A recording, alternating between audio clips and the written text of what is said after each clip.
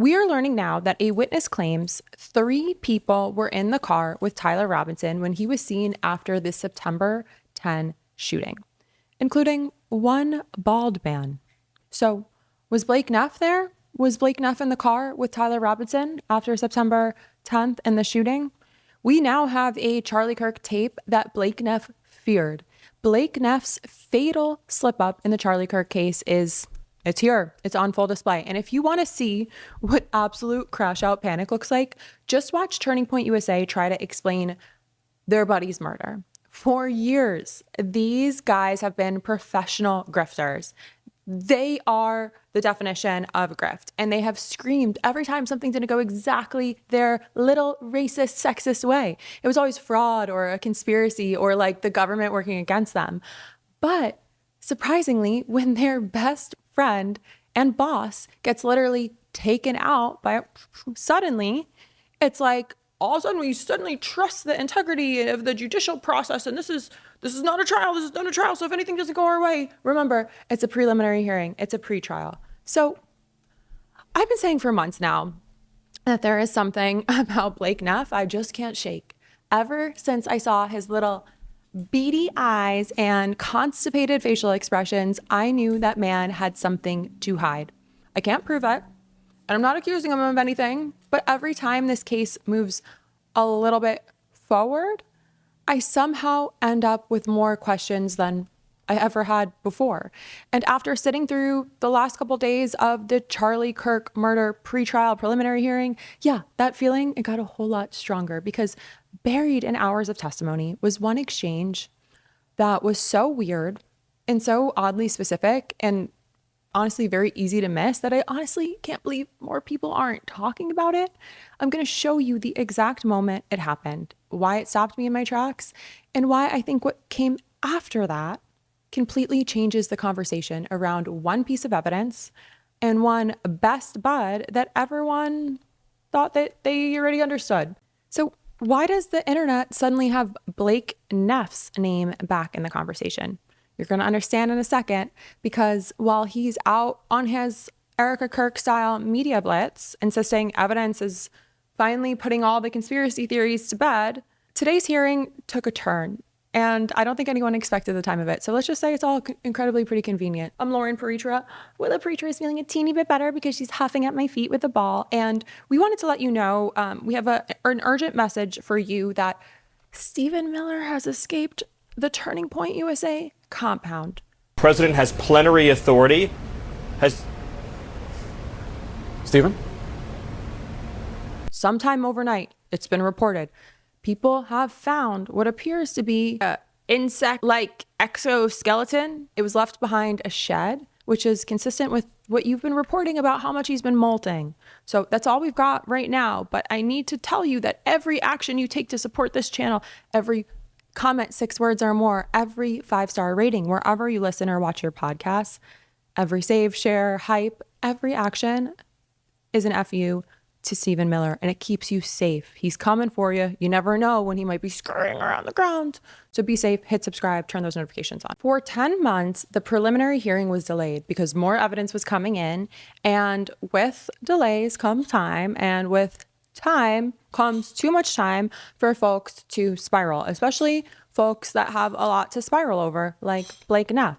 The reason I haven't weighed in on things is I am an eyewitness to events, and they've said, don't comment on things because anything you say can mess that up. I don't want to mess up any trial for the person who did this. That's 1,000% right.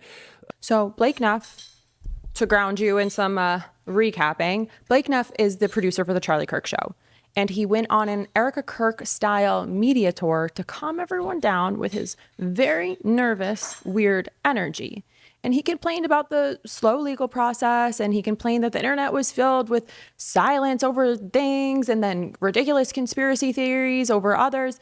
He promised that the official evidence would prove that Tyler Robinson acted alone, and he focused heavily on defending Erica Kirk from public scrutiny. He tried to assure the Turning Point USA base that, of course, under the drunk and fratty leadership of Crash Patel and Pete Kegsbreath, the government's investigation would be completely flawless and trustworthy. And then you look at the actual timeline. Like, the Ring doorbell. So the state's narrative started to fall apart when an investigator named David Hall took the witness stand. Hall, with his weird haircut too, what's up with these people? He presented a piece of Ring doorbell footage from a house near the crime scene. He told the judge that the video showed Tyler Robinson's Dodge Challenger parking at the curb shortly after midnight. He used cell phone data and the car's wheels to tie the vehicle to Robinson, and he presented it as a simple story of one person arriving at the scene. But he left out every single piece of information that did not fit this lone wolf scenario. Does that refresh your recollection? I remember reading the report at some point, yes. And do you remember that the Nobles told you that the driver of the vehicle was bald? I do remember that being in the report, yes. And you didn't mention that today when you were talking about that Ring camera, did you? I did not. And did they also tell you there were 3 other people in the car? Yes, I believe they thought that was the case. Okay. Bald man has entered the chat. The defense attorney changed the entire direction of the hearing during this cross-examination moment. This was a few days ago now at the time of this recording, and she asked Hall about the homeowner who actually lived at the house and that provided that footage. Hall was forced to then admit that the homeowner gave investigators a description that the prosecution hid from the court. The witness explicitly told the police that there were 3 other people sitting inside that car. So again, what does this have to do with Blake Neff? Turning Point USA, Erica Kirk, they have based their entire case around this narrative that there was a single shooter, yet they deliberately concealed a witness report stating that the suspect's car arrived with a gaggle of accomplices. The evidence against Robinson is so simple that the state needed to hide the original statements of their own witnesses. And the hidden witness statement contained obviously that detail that explained why the media campaign is so aggressive. The homeowner didn't just see passengers in a Dodge Challenger.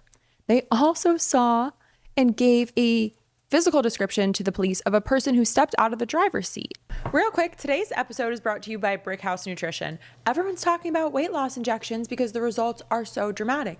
They work by lowering your blood sugar and reducing your appetite. So what if you're looking to lose weight, but you're not interested in those painful weekly injections, especially when you hear about some of those intense side effects?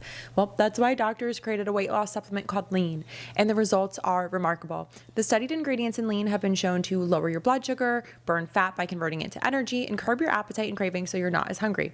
But listen, Lean is not for the casual dieter with only a few pounds to lose. The doctors at Brickhouse Nutrition created Lean for frustrated dieters with 10 or more pounds to lose. And let's get you started today with 20% off and free rush shipping so you can add Lean to your healthy diet and exercise plan. You can visit takelean.com and enter code Lauren, that's Loren, for your discount. That's promo code Lauren at takelean.com. The witness told investigators that the driver of the vehicle was completely bald. And again, speaking of bald men, may I remind you, Blake Neff. That's Blake Neff. It's unclear where this photo screen grab video is taken from, but it was posted in connection to this thread of very interesting conversations around Blake, including a conversation Blake had this week that I'm going to show you in a moment. So again, let me just remind you, Tyler Robinson had a full head of hair at the time of the... So the description doesn't match him, doesn't match Twigs. Blake Neff, the producer who is being shady as shit, he is completely bald. We do not have evidence placing Neff's whereabouts during this exact moment. We do not know where he was after, and that matters a lot. And the connection explains the frantic behavior of the Turning Point producer. So then a right-wing media conglomerate working alongside prosecutors to suppress a witness report about a bald driver and a car full of unidentified passengers.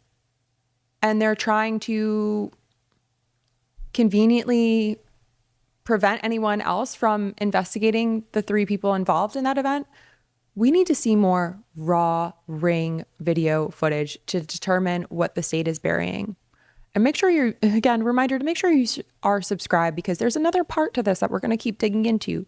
But This here is where someone clearly forgot to get their story straight, because Blake Neff joined a late night X Spaces, Twitter Spaces, if you will, hosted by Louisiana Girl 42, where people were asking questions about Andrew Colvette's travel on September 10th. During the conversation, Neff answered a question from Charlotte Lee about where Colvette flew from.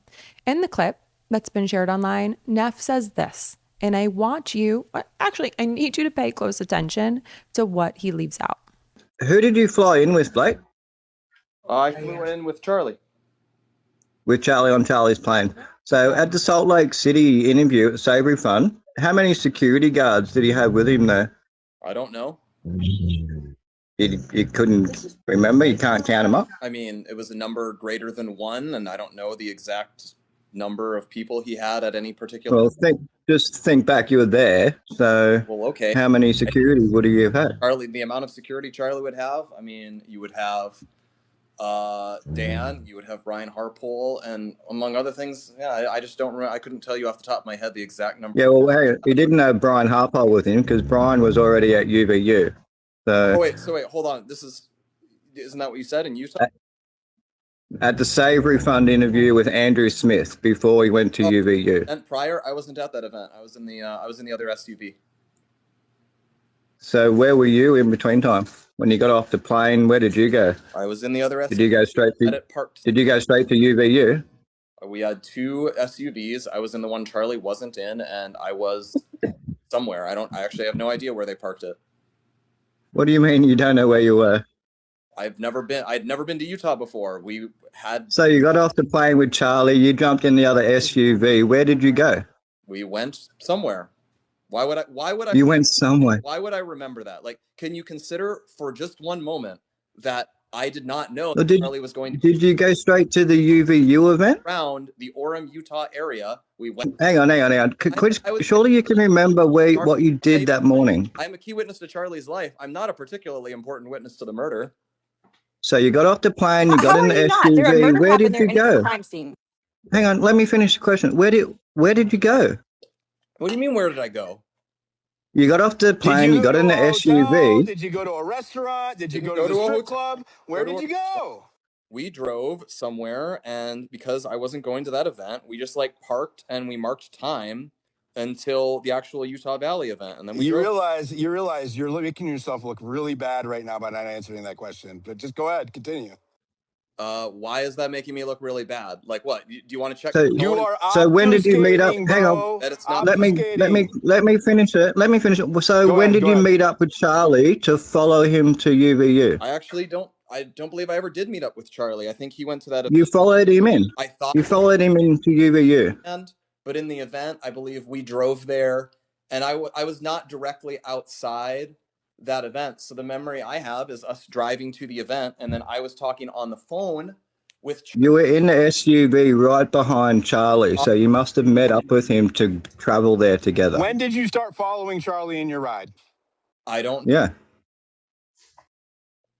Again, you ask these these are incredibly important questions, and the truth is they are very important questions.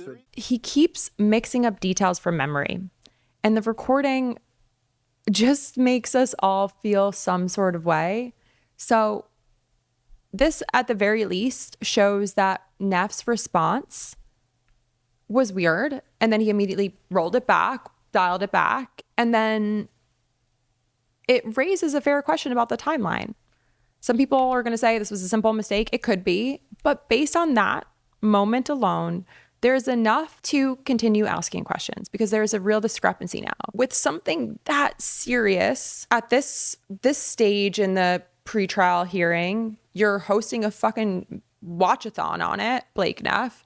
You would think that somewhere along the line, a lawyer would have pieced together a timeline with you and that you would have really locked in on okay, here's what I don't remember. Oh yeah, here's photos in my phone. Here's text messages to kind of piece it together so you can get your story straight. He couldn't do that. So by itself, this clip really shows a very unusual moment during a live conversation and make it make sense. I don't want to gloss over this. There's a lot more to this too. And we're going to keep digging in. There is a part 2 where we go a little bit deeper into some of these clues that at the very least, again, point to shit ain't right. And we're going to keep doing this thing. We're very tired. Find us wherever you get your podcast. Leave us a 5-star rating, save, share, find us on social. I am Lauren P across everything except for Twitter, where I'm Lauren Paritra. And I'm going to go toss the ball with Willa, and bye.